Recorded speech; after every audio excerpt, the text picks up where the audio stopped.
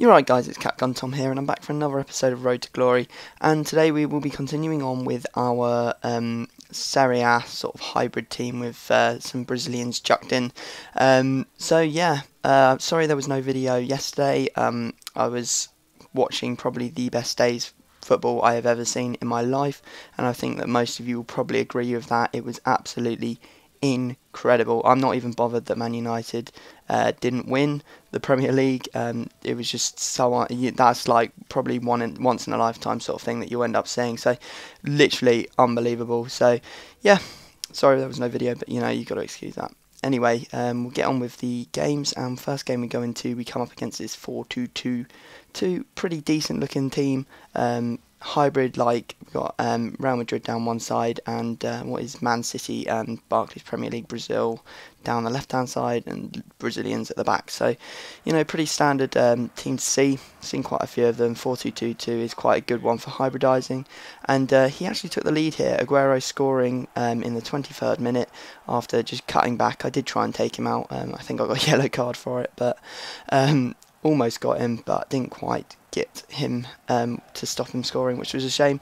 But anyway, continuing on, we actually come back into this game. A nice passing move from my team here, getting a bit lucky taking the ball with Neymar there, and Neymar really doesn't miss from that sort of position. He is very, very good, especially the inform card. I mean, I would love to have his second inform card, the 87 rated one, but it's just well out of my price range, so we'll have to live without it.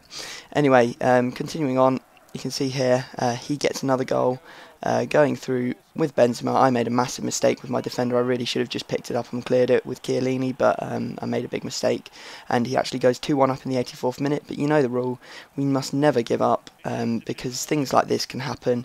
2 seconds after that, we are back in it. You can see here Pato getting in on goal and finessing that home, and you know, it's not even the end of the game. We can still get more out of it. You know, I never stopped trying until the very, very last minute, and you can see here this is exactly why you can get a bit lucky, putting Giovinco through on goal, getting in, and you know, really, really getting lucky here, trying a shot, but it ricochets back to me, and fortunately it goes in off the keeper. So you know, in the 90th minute we actually win it 3-2. So remember that, just never give up, always keep pushing right until the very end, because you can always get something out of a game.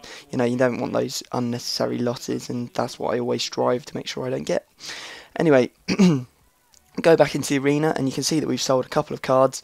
We've got 43,000 coins as a fitness card. We also sold our Neymar that we bought. We sold him for more than we bought him for. A couple of the old players from the Serie B team, and also Kaka as well for 10,000 or 11,000. So some pretty good sales there, and we're going to use those coins to strengthen our squad, and a lot of you have been asking for him, so I went off and got him.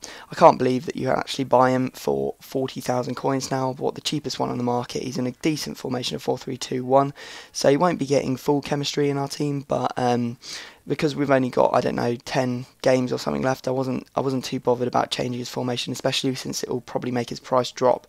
I'm thinking about the resale value now of players, because you know, now that we are selling on the teams after we finish with them, you know, you want to be able to get as many coins back as you can for your players. I mean, you're going to lose a bit through tax unless you can actually sell them on for a profit, but because I've bought him in a 4-3-2-1, I should actually be able to sell him for more than I bought him for, so that'll be pretty cool. And so we go into our next game. Come up against this 4-4-2 Premier League side, pace rape up front with Hernandez and Ogbonlahor, and Ogbonlahor is a nightmare. He really, really did my head in this game.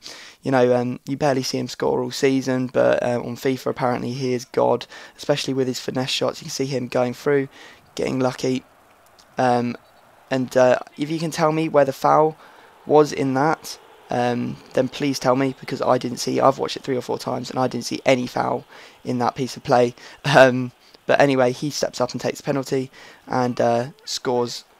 You know, what can you do against it? So Modric there getting a goal from the penalty, and you know, I wasn't going to let him just win it. Get a corner here. Roberto Carlos crosses it in, and Ibrahimovic towers above everyone else to head it in, and unfortunately that is actually how the game ended. A pretty dull game, to be honest. Really could have done with some more goals, and despite me trying to get him to play extra time, he wanted to end match as a draw, which was kind of disappointing to see. But, you know, what can you do? You can't decide for other people, can you? So, anyway, go off into the next game, because that's all there is left to do. And we come up against this 3-4...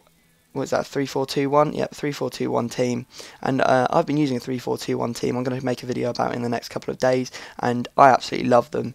And I hate playing as them, as you're about to see, because again, he's got Igbonlahor, and you can see Igbonlahor getting through, and you know, that is an amazing finesse shot. It's just like, you don't expect to see that from him.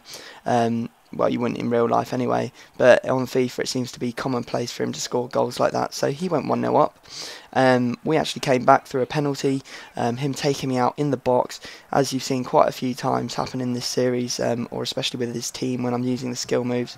And, you know, he tries to stand in the middle, but it hits the bar and bounced over the line. Some good goal line technology there. Obviously the ball passing all the way over the line, because it can't, the way a computer game is programmed, there's no way that it wouldn't have gone over the line. So you can see here we actually go 2-1 up through Giovinco. Some nice work from him, just finding the little gap between his defenders and exploiting it and putting it into the far corner. And continuing on, he again comes back through Igbonlahor, exactly the same situation as last time, just didn't defend very well, and he gets another finesse shot. So Igbonlahor really terrorising me this game. And we actually come back again, Ibrahimovic here, and it was pretty stale, so I was like, I need to try something a bit different. So you can see that's why I pretty much chipped it to Pato. You know, it's not something you usually do in the box, but it seemed to work that time. Don't think he was really expecting it, so we got a goal there, and we actually finished off the game here in the like 90th minute. Ibrahimovic doing the skills and absolutely smashing this one in. So a very, very nice goal there from Ibrahimovic, and that is the end of the game. So that was pretty much the end of the episode. We win 4-2 in that game. I hope you've enjoyed this one. I'm going to say, if you want to head over to the Facebook page, I've put up a couple of choices of the next team we're going to build, because we're only 3 episodes off building a new team. So head over there, there's a link in the description, go and vote for which team you want me to build next. And yeah, I guess I'll end it there. So please leave a like if you could, that'd be awesome, and I will see you all next time.